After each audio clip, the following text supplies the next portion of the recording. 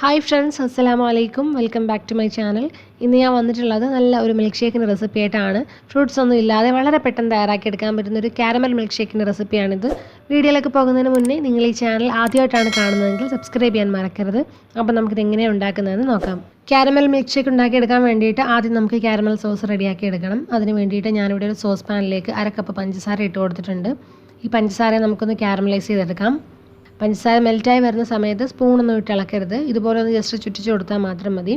ഇപ്പോൾ ഈ പഞ്ചസാര ഒന്ന് മെൽറ്റായി വന്നിട്ടുണ്ട്, നല്ലൊരു ഗോൾഡൻ ബ്രൗൺ കളറായി വന്നിട്ടുണ്ട്. നമുക്കിനി ഫ്ലെയിം ഓഫ് ചെയ്യാം. ഇനി ഇതിലേക്ക് 1 ടേബിൾ സ്പൂൺ ബട്ടറും കൂടെ ചേർത്തിട്ട് നന്നായിട്ടൊന്ന് മിക്സ് ചെയ്തെടുക്കാം. ഈ ഷുഗർ കാരമലൈസ് ചെയ്തെടുക്കുമ്പോൾ ഒരുപാട് ഡാർക്ക് കളറായി പോകരുത്. അങ്ങനെ ഡാർക്ക് കളറായി പോവുകയാണെങ്കിൽ കാരമൽ സോസിനും മിൽക്ക് ഷേക്കിനും ഒക്കെ കയ്പുണ്ടാവും. ഇനി ഇതിലേക്ക് ഇളം ചൂടുള്ള പാല് ചേർത്ത് കൊടുക്കാം. ഫുൾ ഫാറ്റ് മിൽക്കാണ് ചേർത്ത് കൊടുത്തിരിക്കുന്നത്. നിങ്ങളുടെ കയ്യിൽ വിപ്പിംഗ് ക്രീമോ ഫ്രഷ് ക്രീമോ ഉണ്ടെങ്കിൽ അത് ചേർത്ത് കൊടുക്കാം. റൂം ടെമ്പറേച്ചറിലായിരിക്കണം. പാലും കൂടി ചേർത്ത് കൊടുത്തിട്ട് നന്നായിട്ടൊന്ന് മിക്സ് ചെയ്തെടുക്കണം. എന്നിട്ട് വീണ്ടും ഇതിനെ ഒന്ന് ചെറുതായി ഒന്ന് തിളപ്പിച്ചെടുക്കാം. ഇപ്പോൾ ഈ കാരമലും പാലും ഒക്കെ നന്നായിട്ട് മിക്സായി വന്നിട്ടുണ്ട്. നമുക്കിനി ഫ്ലെയിം ഓഫ് ചെയ്തിട്ട് തണുക്കാനായിട്ട് മാറ്റി വയ്ക്കാം. ഇനി ഞാനിവിടെ കുറച്ച് പ്രളയം ഉണ്ടാക്കി എടുത്തിട്ടുണ്ട്. 1/4 കപ്പ് പഞ്ചസാര കാരമലൈസ് ചെയ്തിട്ട് അതിലേക്ക് 1/4 കപ്പ് ചോപ്പ് ചെയ്ത നട്ട്സും ഇട്ട് മിക്സ് ചെയ്തെടുക്കണം. എന്നിട്ടൊരു ബട്ടർ പേപ്പറിലേക്കോ അല്ലെങ്കിൽ ഒരു നെയ്യ് പുരട്ടി ഏതെങ്കിലും സർഫസിലേക്കോ ഒന്ന് ഒഴിച്ചിട്ട് ഒന്ന് സെറ്റ് ചെയ്തെടുത്തതാണ്. ഇത് നമുക്കൊന്ന് ചെറുതായിട്ട് ക്രഷ് ചെയ്തെടുക്കണം. പ്രളയം ഉണ്ടാക്കുന്നത് എങ്ങനെയാണെന്ന് ഞാൻ ബട്ടർസ്കോച്ച് പുഡിങ്ങിൻ്റെ വീഡിയോയിൽ കാണിക്കുന്നുണ്ട്. അപ്പോൾ അതിൻ്റെ ലിങ്ക് ഞാൻ ഡിസ്ക്രിപ്ഷൻ ബോക്സിൽ കൊടുത്തേക്കാം. അറിയാത്തവരുണ്ടെങ്കിൽ കണ്ടു നോക്കണം. ഇപ്പം ഞാനിതൊന്ന് ചെറുതായിട്ട് ക്രഷ് ചെയ്തെടുത്തിട്ടുണ്ട്. നമുക്കിനി മിൽക്ക് ഷേക്ക് ഉണ്ടാക്കുന്നത് എങ്ങനെയാണെന്ന് നോക്കാം. അതിന് വേണ്ടിയിട്ട് മിക്സിയുടെ ഒരു വലിയ ജാറിലേക്ക് കുറച്ച് ഐസ് ക്യൂബ്സ് ഇട്ട് കൊടുക്കാം. ഇനി ഇതിലേക്ക് 2 കപ്പ് ഫ്രീസ് ചെയ്തെടുത്ത പാലാണ് ചേർത്ത് കൊടുക്കുന്നത്.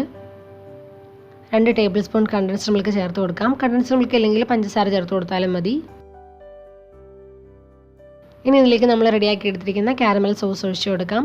2-3 ടേബിൾ സ്പൂൺ ഒഴിച്ചു കൊടുക്കണം. ഇനി ഇതിലേക്ക് 2 ടേബിൾ സ്പൂൺ ക്രഷ് ചെയ്തെടുത്ത പ്രളയനും കൂടെ ചേർത്ത് കൊടുക്കാം. എന്നിട്ട് നന്നായിട്ടൊന്ന് ബ്ലെൻഡ് ചെയ്തെടുക്കാം.